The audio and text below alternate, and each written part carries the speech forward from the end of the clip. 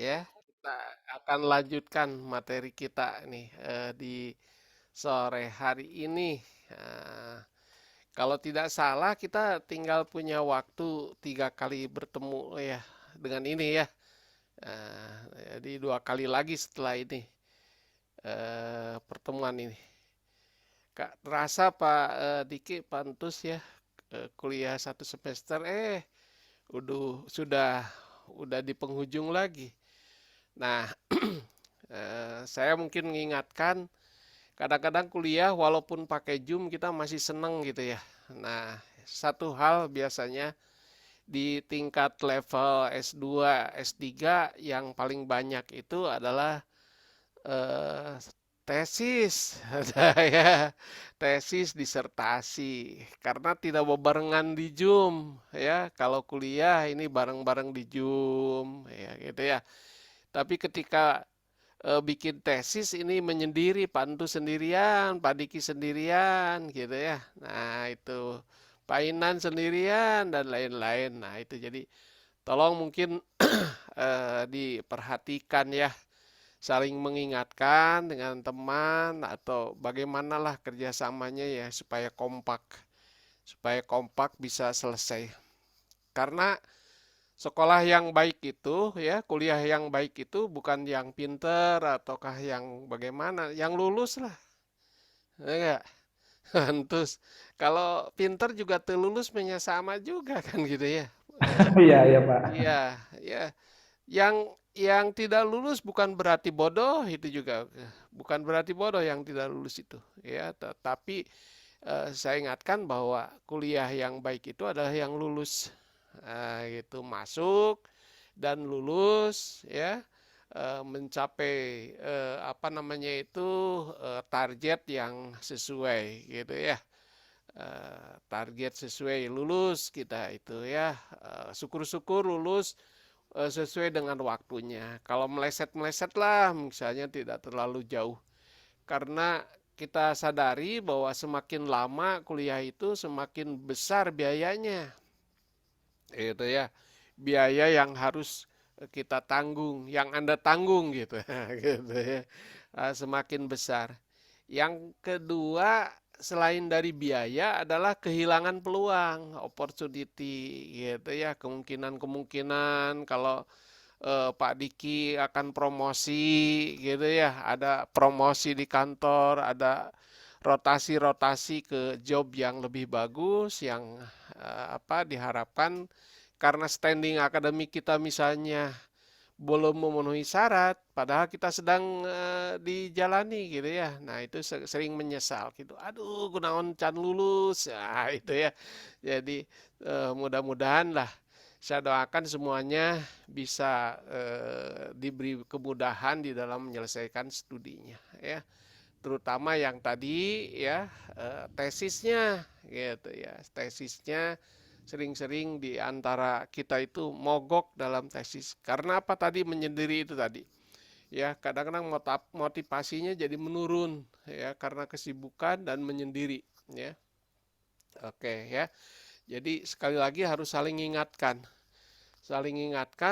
mungkin strategi mengambil penelitian dalam satu lokus juga itu bagus. Satu lokus tapi dikaji berbagai orang gitu, berbagai sudut, berbagai subjek gitu. Itu bagus. Misalnya di BNI itu di Padiki. Ya, BNI ada pemasaran apanya, yang lain pemasaran apanya, yang lain pemasaran apa kan gitu ya. Bisa bauran pemasarannya, kualitas pelayanannya, bisa brandnya, bisa produknya, atau sekarang ini e-bankingnya. Wah itu. Nah, dengan demikian maka relatif saling bantu kan ya. Data-data sekunder yang sama bisa sharing bersama-sama. Itu salah satu jalan keluar yang baik juga. Biasanya Bu Evi di Inaba itu mengarahkan ke sana. Itu sangat bagus ya, sangat bagus. Apa dengan cara begitu itu memudahkan mahasiswa. Saya saya apresiasi juga dengan Inaba dalam melaksanakan PBM-nya gitu ya, perkuliahannya sampai ngebimbing mahasiswa bisa lulus itu relatif lebih cepat gitu ya.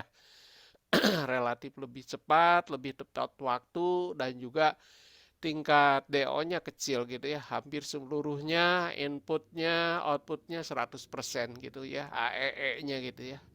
Nah, itu kan bagus ya.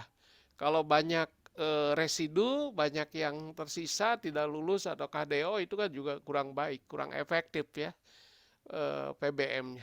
Nah, ini perlu di ini ya, karena apa namanya itu harus kerjasama antara lembaga dengan Anda, dengan mahasiswa. Karena menyelesaikan kuliah itu bukan hanya dari sisi lembaga aja, ya.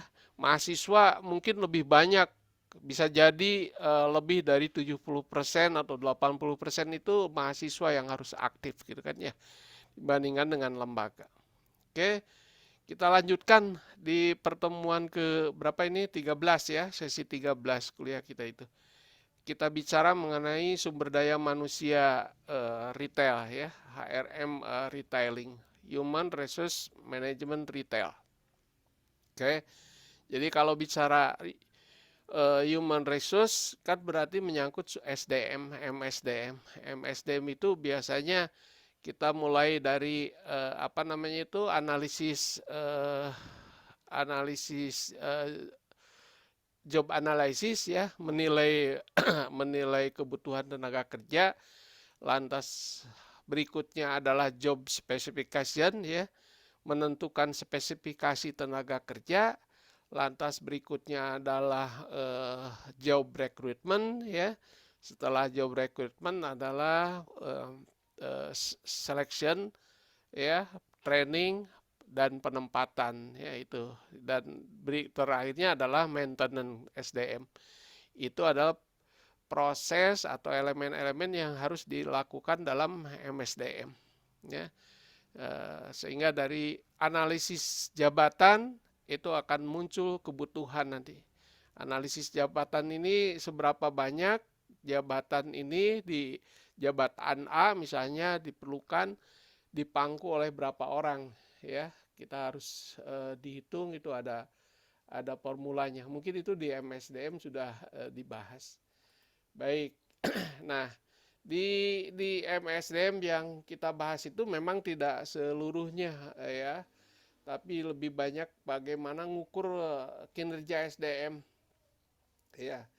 Jadi ini adalah untuk mengukur dan mengevaluasi perilaku pegawai dan prestasi kerja pegawai serta menetapkan kebijaksanaan selanjutnya.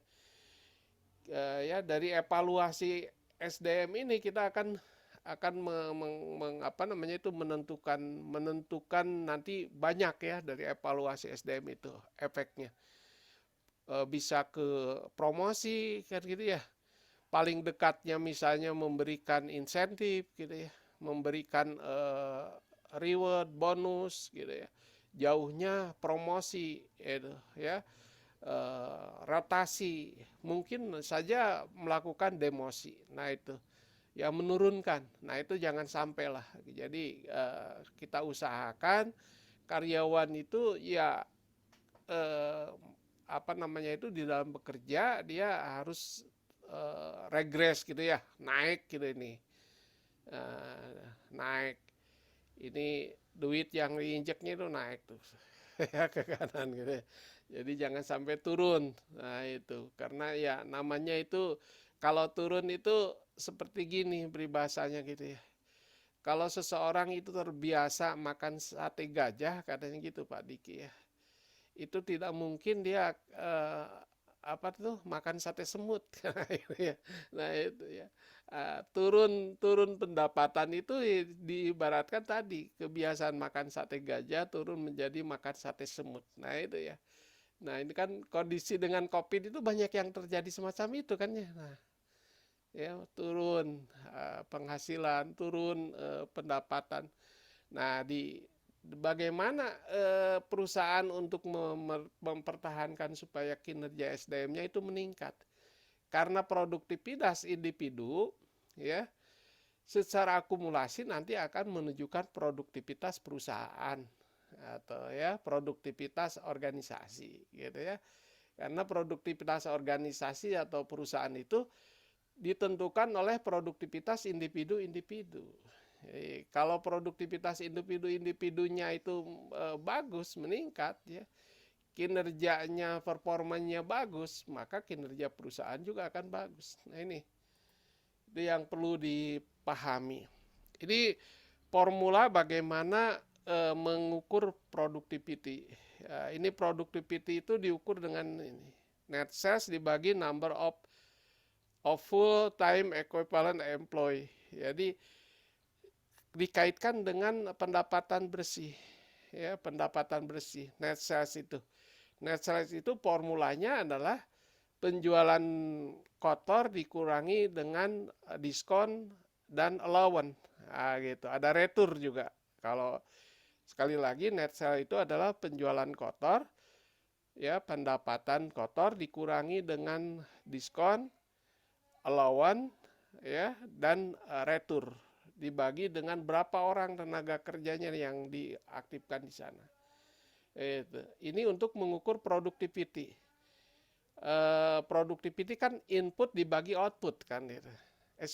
Ya output dibagi input kan gitu ya, untuk mengukur produktivitas. Lantas untuk mengukur turnovernya, ya turnovernya nih diukur dengan cara berapa orang tenaga kerja itu yang yang berpindah gitu ya, gitu yang berpindah, pindah posisi atau keluar. Turnover karyawan ini juga bisa berbahaya bagi lembaga ya, bagi organisasi. Semakin tinggi turnover pegawai, keluar masuknya pegawai itu membahayakan perusahaan. Mengapa demikian? Karena biaya rekrutmen, biaya job place dan lain sebagainya itu kan mahal gitu ya. Kalau sekarang karyawan itu sudah kita rekrut dan kita kerja di perusahaan kita, lantas dia keluar itu kan udah besar biayanya. Makanya jangan sampai besar turnover itu. Yang berikutnya adalah engagement. Jadi keterlibatan, komitmen emosional seorang karyawan kepada organisasi dan lembaganya dan tujuannya. Nah, komitmennya bagaimana, seberapa besar komitmen karyawan itu. Semakin komit karyawan itu, maka dia akan semakin baik ya, karena komitmen itu salah satu ciri dari loyalitas karyawan terhadap lembaga. Apalagi kalau di dalam bisnis retail ya. Bisnis retail, bisnis jasa, karyawan itu sangat menentukan. Ya, loyalitas, kinerja karyawan, diingat itu dalam segitiga pemasaran jasa itu, kan ada 3 pemasaran. Ada pemasaran eksternal dari perusahaan ke konsumen. Ada pemasaran internal dari perusahaan ke karyawan, ya, dan dari karyawan ke customer atau pelanggan, itu disebut dengan interactive marketing atau pemasaran interaktif. Jadi kalau pemasaran internalnya tidak efektif ya kepada karyawan kita, maka nanti kemungkinan interaktif marketingnya juga tidak akan jalan. Ya, jadi yang pertama dalam konsep pemasaran, bahwa karyawan ini dianggap sebagai customer internal perusahaan, gitu ya, internal customer perusahaan. Maka yang pertama adalah bagaimana karyawan itu supaya puas, ya. Customer karyawan atau personalnya itu harus dipuas, suruh puas, puas dengan reward dari perusahaan ya. Semakin besar kita berharap dia melakukan interaktif yang bagus. Begitu juga nanti kemungkinan kan menjadi punishment juga ya, karena perlu dilakukan selain dari reward adalah punishment kepada karyawan itu. Tidak mungkin hanya satu saja reward terus ya. Kalau dia melanggar ya, kemungkinan kita terapkan punishment. Ya, dua sisi ini kalau di dalam apa namanya itu, di dalam mengendalikan kuda gitu ya, bagaikan les, dua les itu, tali kekang kuda itu ya, kanan kiri gitu ya. Kuda itu harus lari kan itu karena dua tali itu harus seimbang. Nah, itu ya. Jadi ini sebuah spiral kinerja dari karyawan ini ya. Jadi kinerjanya, kalau kinerja dari karyawannya bagus akan mengakibatkan kinerja perusahaan juga high high apa namanya itu profitnya gitu. Sebaliknya employee-nya juga kurang bagus, kemungkinan kita akan low profit maka high cost kan gitu ya. Mengakibatkan eh, cost-nya tinggi karena biaya tenaga kerja atau gaji upah itu adalah bagian sebagai pembagi dari profit kan gitu ya. Nah, gitu, sebagai pembagi atau pengurang profit. Nah, maka si eh, loyalitas terhadap retail juga tinggi gitu ya. Ini semua akan meningkat akibat dari employer kita yang bagus ya. Retail kita atau organisasi kita atau perusahaan kita juga akan bagus. Ini satu sistem yang terus bagaimana kita meningkatkan tadi kinerja employee itu, karyawan itu. Ini tantangan di dalam sumber daya manusia ini ya. Tantangannya ini menyeimbangkan trayek sumber daya manusia ini. Ya, store employee, HR corporate, store management di sini ya.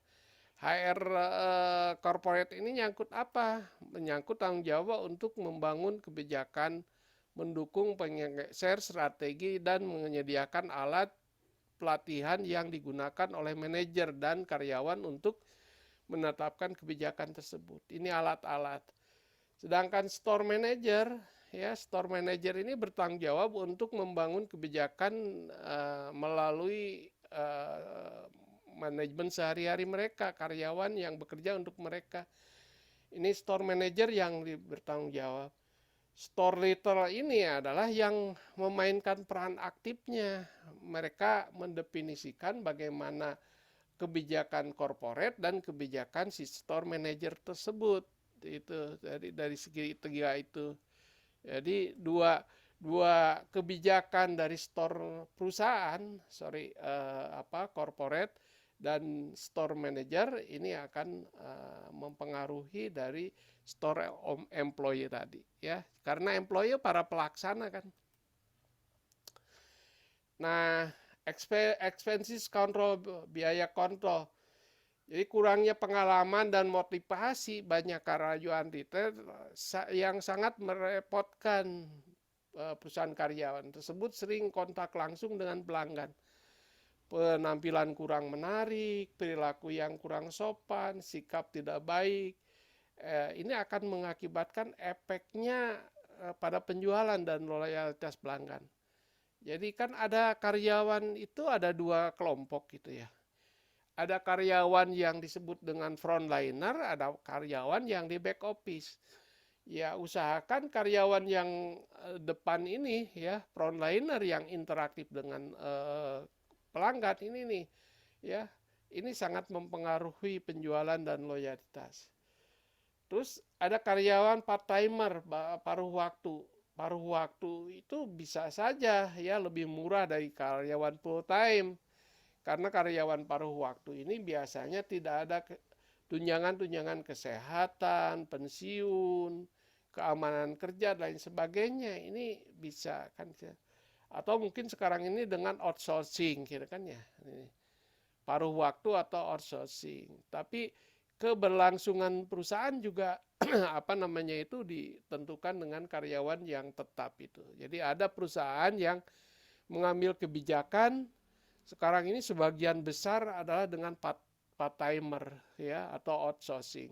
Ya menurut teman-teman sebagai manajernya, aduh kesulitan Pak katanya dalam hal mengendalikan kualitas dan sebagainya, karena mereka itu ada karyawan lepas gitu ya, tanggung jawabnya agak kurang. Dan biasanya memanfaatkan antara karyawan yang baru dengan karyawan yang tua. Jadi sering juga itu di situ terjadi eksploitasi ya. Eksploitasi karyawan muda oleh karyawan tua. Tapi sebenarnya jangan begitu. Seharusnya bagaimana kombinasi ya, memanfaatkan karyawan yang lebih senior itu sebagai yang berpengalaman di dalam pekerjaan, dan karyawan yang muda itu biasanya karyawan yang lebih energik ya, dan punya pengetahuan yang lebih, dan bahkan mungkin pendidikannya juga lebih, itu juga harus dimanfaatkan untuk mengoptimalkan tadi ya, mengoptimalkan pelayanan kepada customer kita. Berikutnya isu internasional SDM. Isu internasionalisasi SDM ini ya, ini ada beberapa hal yang perbedaan nilai kerja, sistem ekonomi, hukum, perburuhan ya. Kadang-kadang ini ada terjadi konflik ya, sering-sering terjadi konflik. Karena banyak perusahaan yang mungkin perusahaan internasional, lantas dia juga membawa sumber daya manusianya sekaligus dan beroperasi di negara kita, misalnya kadang-kadang mereka tidak memperhatikan perundang-undangan yang berlaku di sini. Itu sehingga terjadi kesenjangan gaji, kesenjangan tunjangan-tunjangan, mengakibatkan terjadi kurang efektif di dalam bekerja biasanya ya, karena karyawan atau sumber daya manusia yang berasal dari luar misalnya diberikan balas jasa yang lebih dibandingkan dengan karyawan yang dari dalam, itu juga bisa mengakibatkan demotivasi biasanya. Isu strategis penting yang dihadapi oleh profesional human resource retail, pertama, desain struktur organisasi untuk menetapkan tanggung jawab dan wewenang untuk untuk di tugas-tugas setiap unit bisnis. Yang kedua, pendekatan yang digunakan untuk mengkoordinasikan kegiatan departemen perusahaan dan karyawan, memotivasi karyawan untuk bekerja mencapai tujuan perusahaan. Ini juga pendekatannya, pendekatan koordinasi. Karena tadi ya, antara tujuan perusahaan dengan tujuan perorangan orang bekerja itu kan bisa berbeda ya Pak. Tujuan perusahaan misalnya untuk mencapai kinerja perusahaan yang bagus, menghasilkan laba yang bagus.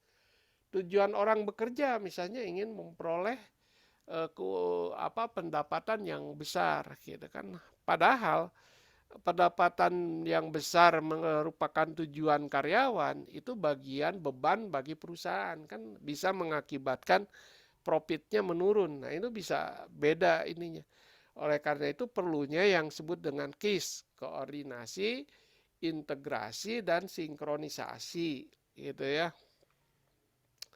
Program yang ketiga, program yang digunakan untuk membangun keterlibatan karyawan dan mempertahankan sumber daya manusia yang berharga tersebut. Jadi untuk maintenance karyawan supaya betah di perusahaan itu juga harus ya. Karena tadi turnover itu bisa mengakibatkan kerugian perusahaan. Nah, bagaimana merancang struktur organisasi perusahaan? Struktur organisasi mengidentifikasi kegiatan yang akan dilakukan oleh karyawan tertentu dan menentukan garis wewenang dan tanggung jawab dalam perusahaan. Langkah pertama dalam mengembangkan struktur organisasi adalah untuk menentukan tugas-tugas yang harus dilakukannya. Jadi memang ada beberapa pendapat ahli organisasi ya. Struktur organisasi itu penting di dalam organisasi atau di dalam perusahaan. Ada kelompok yang lain menganggap tidak penting struktur organisasi itu. Karena yang terpenting adalah menyusun tugas-tugas atau yang disebut dengan job description. ya. Kalau job description, semua ahli perilaku organisasi menganggap semuanya penting. Artinya di dalam sebuah kegiatan atau di sebuah organisasi, maka job description itu harus ada. Tapi menyangkut mengenai struktur organisasi, ada yang menganggap penting ataukah tidak penting gitu ya. Mengapa? Karena struktur organisasi itu merupakan ringkasan ya atau refleksi dari job description gitu kan di sana. Dengan struktur organisasi kita bisa melihat hubungan, bisa melihat komunikasi, bisa melihat tanggung jawab, bisa melihat level of management kan gitu ya. Ada komunikasi komunikasi vertikal, komunikasi horizontal, komunikasi apa namanya itu diagonal kan gitu ya. Itu dengan struktur organisasi itu. Ahli-ahli perilaku organisasi makanya menganggap penting kata sebagian yang lain. Penting struktur organisasi itu adalah simplikasi dari job description gitu ya. Dengan melihat struktur organisasinya saja kita bisa menjelaskan job description ya. Tapi mengenai job description itu harus ada gitu ya. Tentu akan sulit kita menggambarkan ya job description ini di dalam satu lembar gitu ya karena banyak biasanya.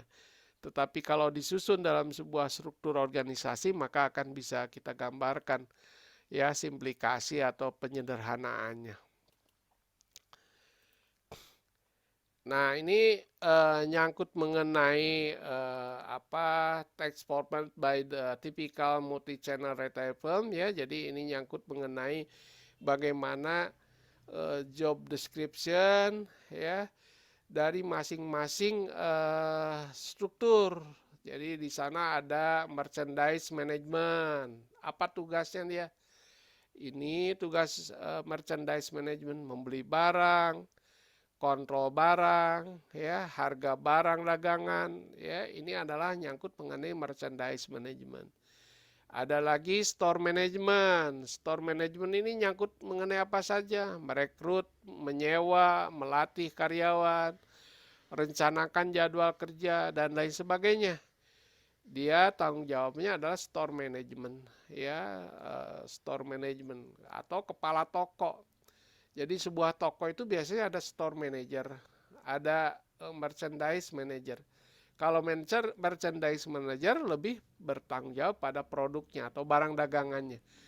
Kalau store manager lebih bertanggung jawab pada fasilitas gitu ya, SDM, fasilitas itu store manager. Ada strategic management. Nah, ini biasanya pada level corporate.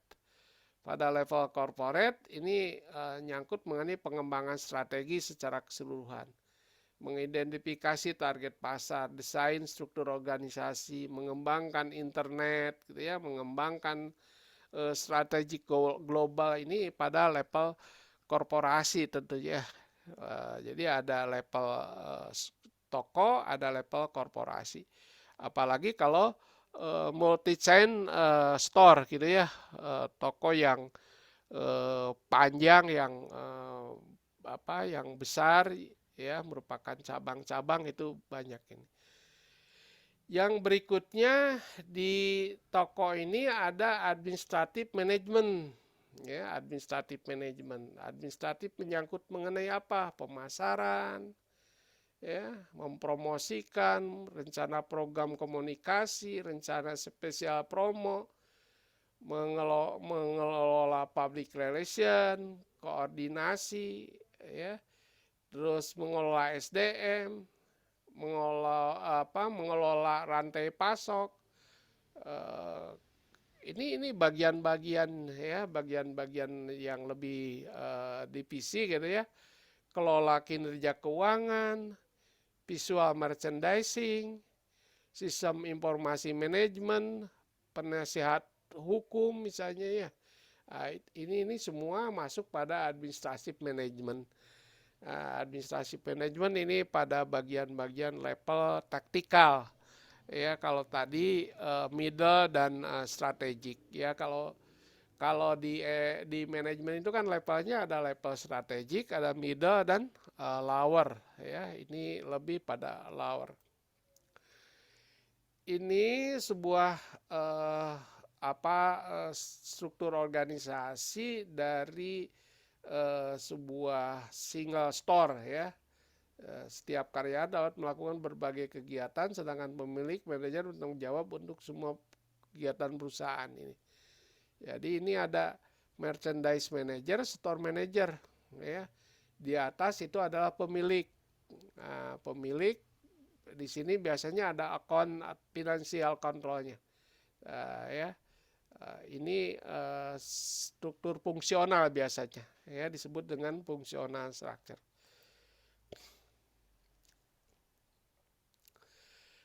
Ya, Organisasi Nasional Retail Chain ini adalah organisasi yang toko-toko yang tadi ada organisasi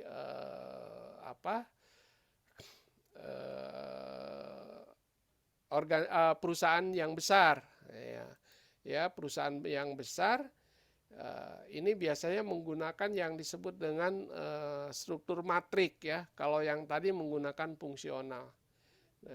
Jadi ini yang matrik nih, banyak sekali strukturnya.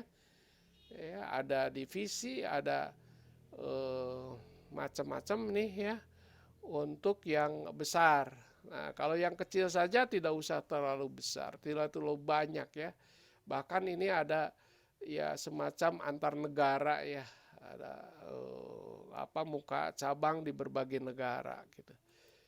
Oke, saya kira ya ini mengenai merchandising apa saja yang harus dilakukan ya, ada planner gitu, apa saja yang harus dilakukan oleh perencana ya, ada store ini nyangkut tadi tanggung jawab terhadap suatu toko ya, nyangkut mengenai barang dagangan ya, sumber daya manusianya.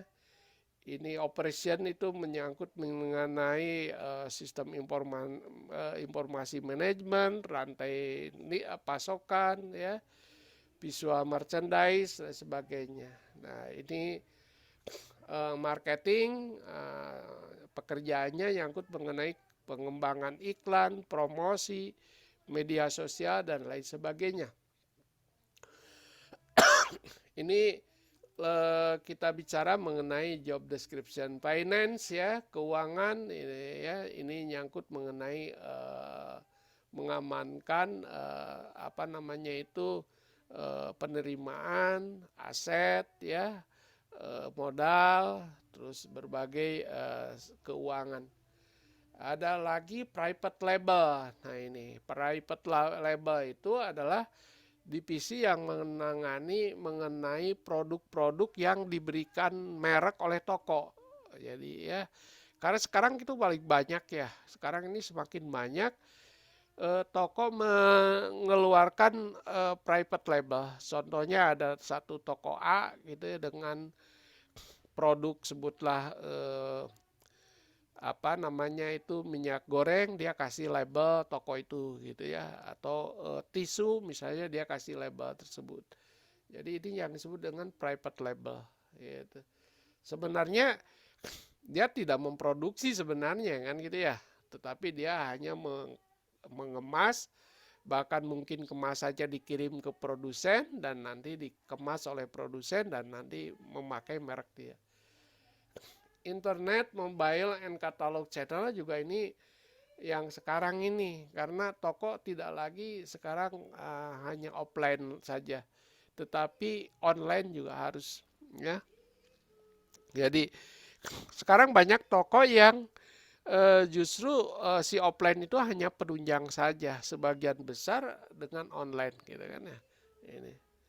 Ada lagi toko global. Toko global ini adalah toko yang beroperasi di luar negeri tentu saja ya. Kompleksitas dan lain sebagainya lebih rumit dibandingkan hanya di dalam negeri saja ya. Ya. Jadi kali lagi ya ini penting juga sentralisasi, ya, koordinasi, bagaimana toko itu strategiknya ini. Ya, strateginya kan bisa ada yang sentralisasi, ada yang koordinasi, atau yang dilimpahkan kepada toko masing-masing, ya. Jadi ada di dalam channel itu ada yang sebut dengan eh, hierarki apa namanya itu, channeling, ya. Jadi hierarki channeling itu satu corporate misalnya yang dikuasai oleh perusahaan, mulai dari produsen sampai dengan pada retail, ya. Eh, itu bisa sentralisasi oleh perusahaan korporatnya, atau bisa juga dilakukan desentralisasi. Tapi ada toko yang berdiri sendiri-sendiri, ya, toko-toko kecil yang berdiri sendiri-sendiri itu tentu dia adalah merupakan toko-toko kecil yang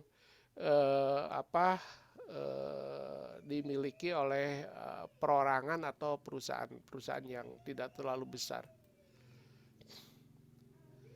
Eh, Bagaimana memenangkan perang bakat karyawan, ya, employer branding. Tadi employer branding ini menyangkut mengenai apa keikutsertaan karyawan di dalam memberikan pelayanan, ya, pemikiran, gitu. Terus bagaimana kita memilih karyawan-karyawan yang punya talent, ya, yang bagus, yang kreatif, gitu ya. Terus jadi dia siap dilatih itu tidak terlalu susah, gitu ya, tidak terlalu sulit. Nah ini, jadi di rekrut yang lebih tinggi lagi. Ya, juga menyangkut mengenai motivating, ya, motivating talent. Jadi kita harus memberikan motivasi, memberikan pengawasan, supervisi, ya, karyawan-karyawan itu.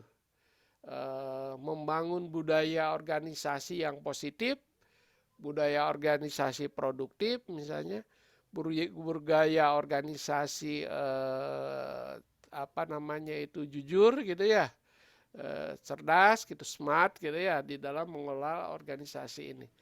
Karena budaya juga tidak lepas dari kebijakan pimpinan perusahaan, ya. Pimpinan perusahaan itu harus menanamkan budaya organisasi yang memang mensupport seluruh komponen, ya, dan budaya organisasi itu yang harus mewarnai budaya-budaya yang baik dalam melayani customer. Maka kemungkinan dia apa namanya itu akan unggul, ya. Kalau perusahaan-perusahaan yang bisa ekspansi ke luar negeri itu kan tidak sembarangan, ya.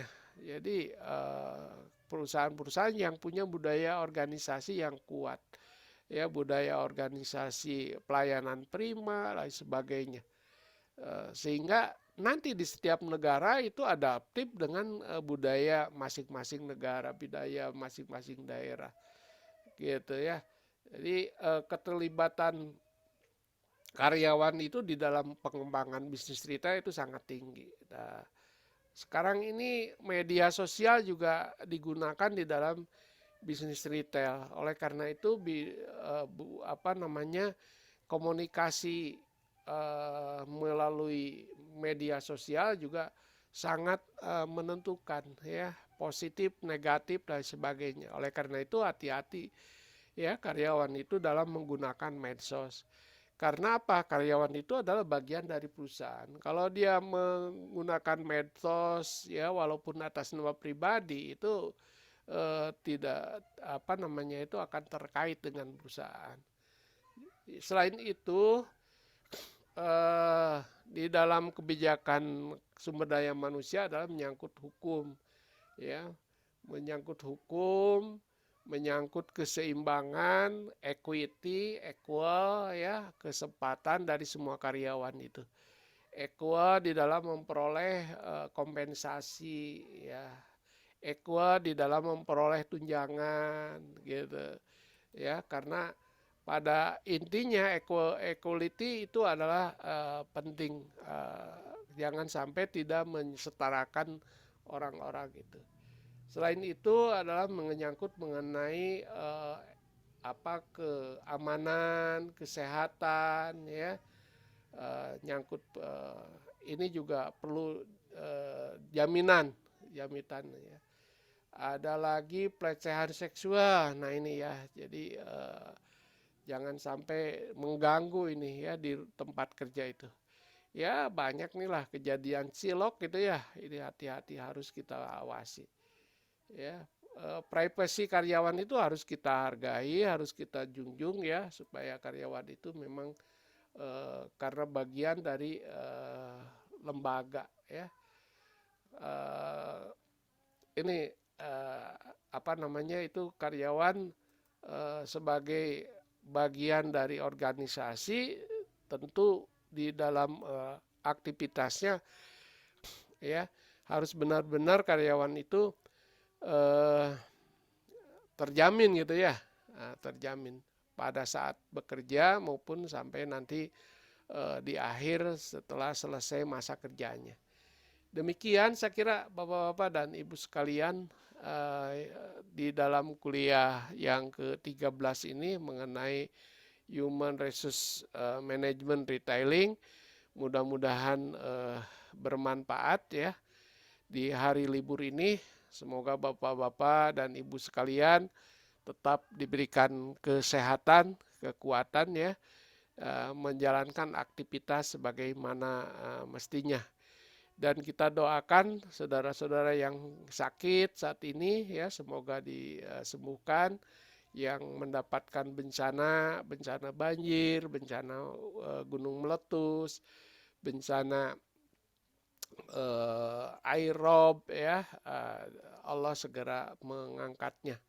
Bu Gita, apa kabar, sudah sembuh atau belum Bu Gita? Mudah-mudahan minggu lalu Bu Gita masih sakit dan semoga apa namanya itu dicabut, diangkat penyakitnya ya.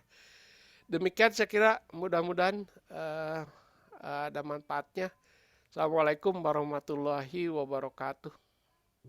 Waalaikumsalam warahmatullahi wabarakatuh.